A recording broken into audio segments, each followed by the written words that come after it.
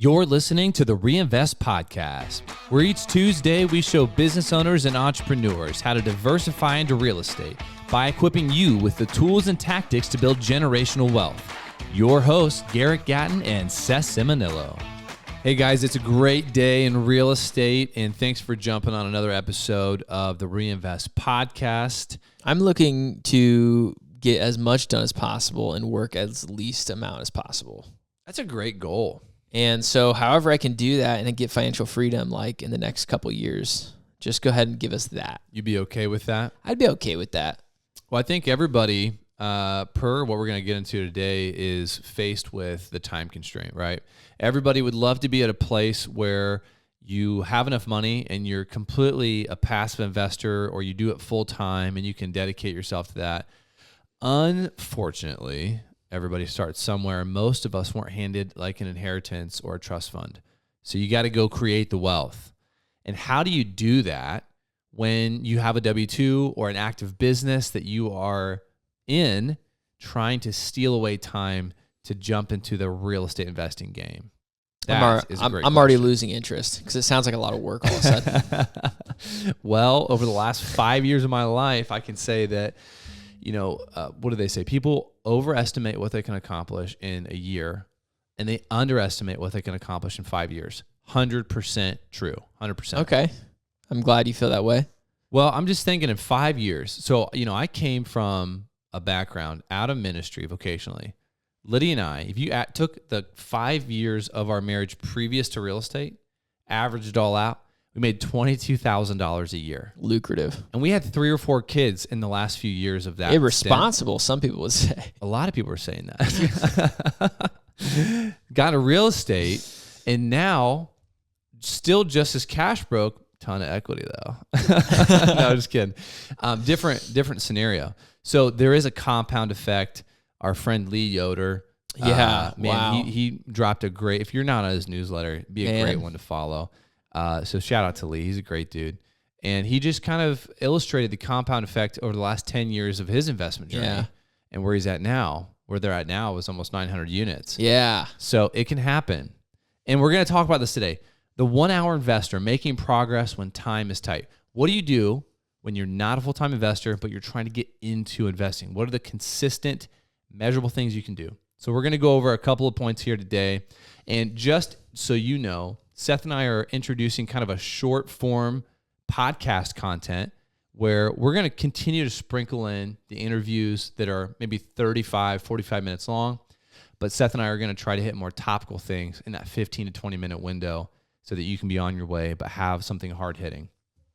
So how to make meaningful progress with just 1 hour a day. That's what we're going to start with. What would you counsel somebody with on how to take a small window of time but make it impactful? I would say the easiest way to start is to just figure out what's the one thing, what's the one task you can hold yourself accountable to every day. And it could be small and you could scale up, as you're trying to spend more time on your business.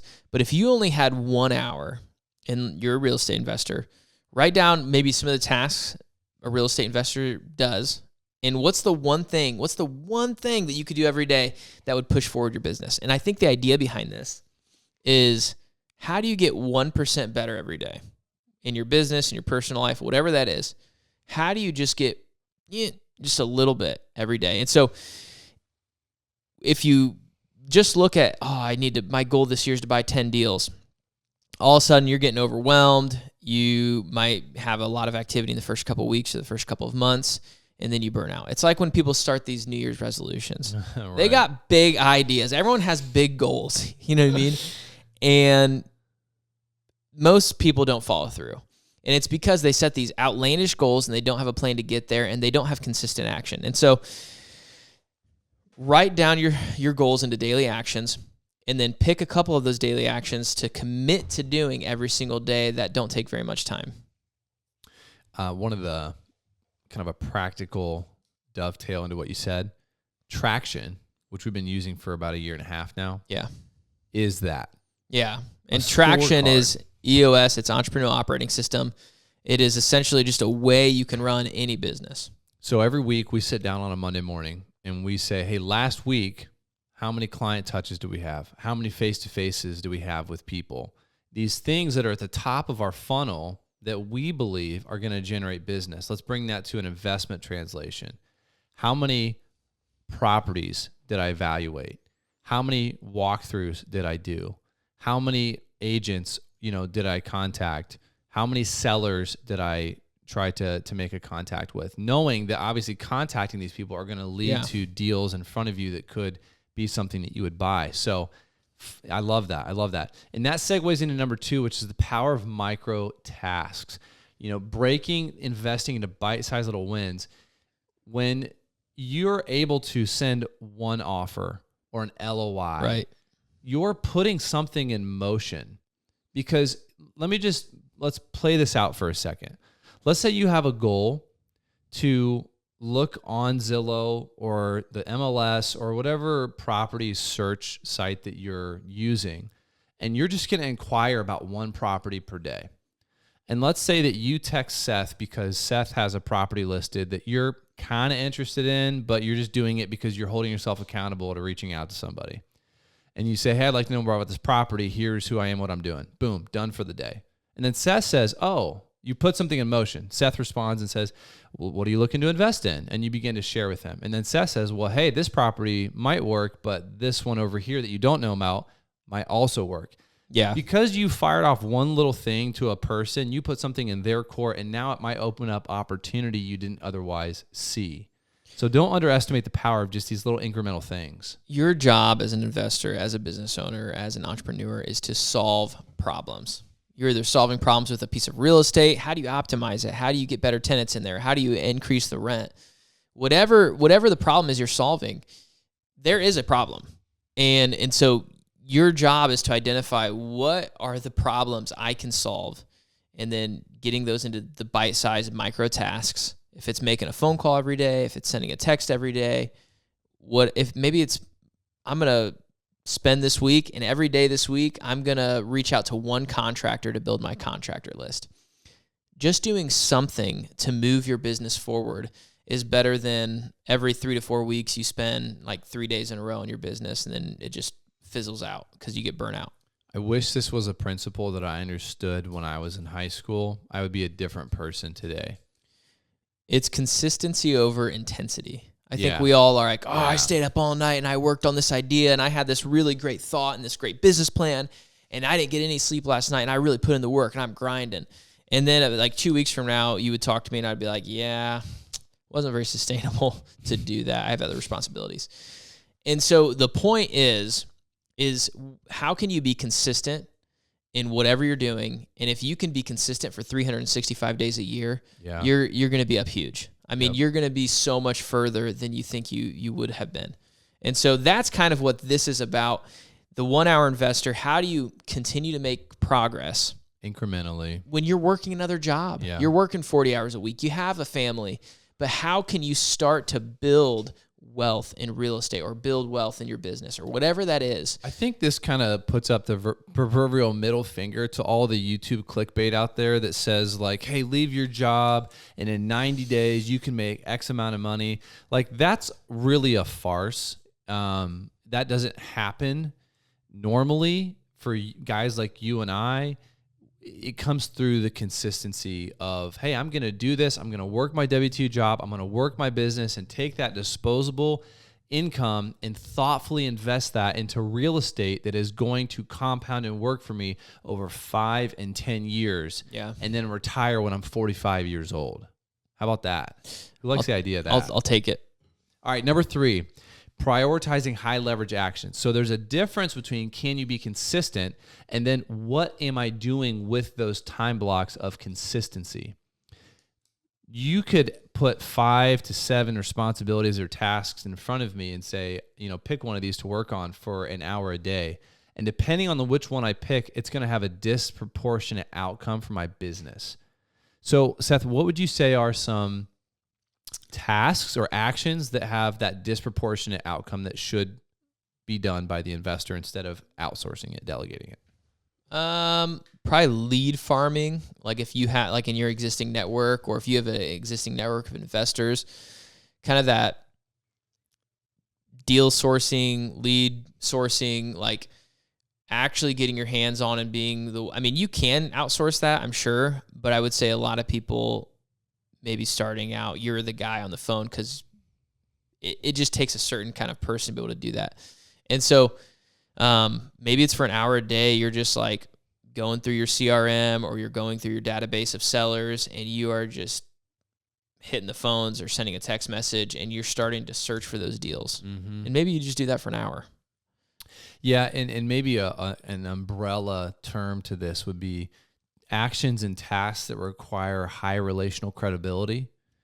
Because, if I send somebody to a seller that I'm trying to build rapport with, that's going to feel different if I send my VA to reach out or something like that. Yeah. It's going to feel spammy. It's going to be like solicitation. But if it's me and I'm able to convey all that I am as a person and I'm a local investor, here's our proven track record, my success rate is going to be higher in those situations. Financing is another one. Banks aren't going to deal with someone else on my behalf. They're going to want to deal with me because I'm the decision maker making like legal contractual decisions. So yes, the lead gen side of thing I think is huge. Crucial conversations with contractors. You need to, especially with contractors, how many times have you had a conversation about what they were going to do on a property and there was some kind of miscommunication because something wasn't included in the scope of work, it wasn't in writing, and now maybe you're having to add on, the bill of what they're going to do, and it's costing you more money out of pocket. Yeah. Really narrowing down the scope of work with a contractor, I think, is another crucial task that you need to do. It's money out. Like networking. Maybe you only have an hour to devote every day, and maybe you're just going to devote that hour to networking. Maybe it's getting on Facebook groups, or maybe it's, hey, I'm going to find 3 or 4 networking events this week or this month, and you're going to intentionally spend your time, your limited time, in networking. And I think networking is a lot of people just underrate networking. But it is really, once you identify like how you can use your skills out in the world, networking is the best way to get out there and drum up business for yourself or make those meaningful connections that will lead to business in the future. Networking now takes so many different forms. So praise God to the people out there that have the consistency on LinkedIn to have meaningful conversations with people. I've never had a meaningful conversation on LinkedIn. But I just get people that text me or message me on LinkedIn and say, "You want to have a virtual coffee?" Yeah. I'm like, "What? Who are you?" I like real coffee. I go to their profile and they're like, "I'm a bookkeeper for businesses." Meaningful connection, I think, is the key there. So, okay, number 4, what would a routine kind of week look like where somebody could batch and schedule these consistent actions? I'm going to say this, depending on your flexibility or the consistency of your schedule, that's going to dictate how consistent you can make some of these things. So for example, you might make like, hey, Monday mornings, I'm going to do market research. I'm going to do networking on Wednesdays or deal analysis on a Friday. My schedule works a little bit differently. It's more fluid. So really what I've found is it's sitting down on a Sunday night, on a Monday morning, working with my team and saying, where am I going to block out these things that are crucial? And it's the whole rock in the jar analogy. You take what's important and you put it in the jar first. The jar is your week, it's your month, it's your calendar, it's your commitment. You put it in first, and then everything else fills in around that. If you don't, you will not get to those crucial tasks. And I would say too, if you are just trying to figure out how to sort this out, and your schedule is fluid, and it, for whatever reason, try time blocking. Do daily time blocking, and write out every morning. Write out in your journal or whatever. Get a journal that has this. I had a couple different journals that had this, where it has most of the hours in the day, and every half hour you're writing out what you're going to be doing in that hour. And I did that. Just until just recently, I kind of have not been doing it, and I probably should still be doing it, but I did it for most of this last year and wrote out. So some of those consistent tasks I wanted to get done every day, it might look different when I get them done every day, but that morning I'm kind of like planning out in my head, okay, well, today it's going to be at 8:00 after I get the kids down. And that's going to help you stay consistent instead of like, well, I missed my 5 o'clock window that I tried to do it at 5 every day, but you already knew that day you were going to be gone or something. Like, Right. Don't give yourself an out. Don't give yourself an excuse. It takes some planning and preparation. But if you are short on time, it's all the more reason to be strict with your time and really find out where your time's going. Do a time audit on your calendar. What are you spending your week on? What are you spending your free time on? Are you watching TV 3 to 4 hours a day? Well, you shouldn't be. You should figure out how to use that time to invest in real estate. Part of why we're covering this is we have most investors are not over that hump yet to where you're full-time. Right. And so that's why this is relevant for you, because you're going to be dealing with this dynamic for a long time, or maybe not as long as I think, but long enough to where this is a consideration you need to have. But let's talk about a couple of people who are doing it now successfully. So one guy I think about is Blake. Blake, you're a local guy. Listen to this podcast. Been awesome to see Blake figure out how to do something in a high level at a W-2 job, works at a kind of a high level manufacturing position, and has been successfully buying property over probably the last, 5 years, and working the BRRRR method, rolling forth equity, building that portfolio out. And one of the things that I think strikes me about Blake is he has that engineering kind of mindset where he is very intentional about the actions he's going to take. He doesn't just decide in the moment, like, what should I be doing? He has a lot of forethought to make sure that when that window of time is in front of me, where I am available, I am maximizing that time. The other aspect of this that is true about Blake and any other investor that I know, you are doing this in the margins of your life. Right. Yeah. Which means it's going to be hard work. Yeah, it is. It's going to make you feel a little stressed out sometimes. But I mean, it's kind of a rite of passage. Everyone goes through it. Every business owner you talk to has these periods. And even you had mentioned Lee Yoder at the beginning of the podcast, Threefold Real Estate Investing. He had just come out with his monthly newsletter, his email. And, he had really zoomed out 10 years and was like, here's been my real estate journey. And there was a period in his real estate journey where he was working his full-time job. Mm-hmm. He had a family, wife and kids. And he started to learn and buy properties, started small, scaled up. And then eventually, when the time was right, he was able to sell out of all of that and burn the ships and go full-time into real estate. Right. But it was years of preparation even to get to that point. And so it's not like these people that you see out on social media just automatically have the luxury of just like chasing maybe their dream. There was probably a period where they had kind of 2 feet, one in each world. And it was just a difficult time to scale into a sustainable business. Yeah, there are no shortcuts. And that is a great segue into our quote of the week, brought to us by Steve Jobs, who has been probably one of the most innovative, pioneering entrepreneurs, at least in our century. Elon Musk. Yeah, I mean, he's one of. He's up there. Yeah, we'll give him a seat. Yeah, to like 90% of the world's holding one of his phones in their hand. Those aren't real stats, but it's a lot. And here's what he said.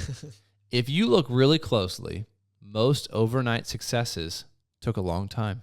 Yeah. A little tongue-in-cheek there, but it's good because I think the idea is we create a narrative in our mind. Well, it's like all of a sudden that guy blows up. You're like, oh my gosh, that guy just all of a sudden got famous. But he's been doing this for 10 years consistently. Yeah. And then finally something took off, or finally he hit mainstream. And it feels like an overnight success, but I think that's the strange paradigm with social media. Yeah. Is people can kind of like bake and just like be there simmering under the surface, working the fundamentals of a business, and you're one podcast, one news channel outlet away, one kind of public appearance away from having the perception of success. And you got to be careful weeding through all of that when you're the one finding these stories or hearing about these people, because you'll make these wrongful assumptions about how they got to where they are. Yeah, for sure. There is no shortcuts. You got to do the work and the grind when no one's looking. one of the most rewarding parts about being in real estate in the last 5 years is getting to rub shoulders with other more successful investors or business owners. And there is one common thread through all of them. They are hands-on, hardworking individuals. Yeah. Even through their success, you get around them and you say, oh, this is the character formation and these are the skill sets that you've been utilizing for 20 and 30 years. I'm just getting to meet you maybe at the height of your career. And so don't underestimate the fundamentals of what it takes. Time, seasons, all of this stuff. And don't get discouraged when you're looking at someone else and maybe, correlating that to where you think you should be. So thanks for listening, guys, and we'll catch you on the next one. As always, excited that you joined us for another episode of the Reinvest Podcast. If you want to learn how you can use your hard-earned capital to diversify into real estate, go to our website, reinvestcapital.us, and shoot us a message. Move farther, reach higher, and grow deeper.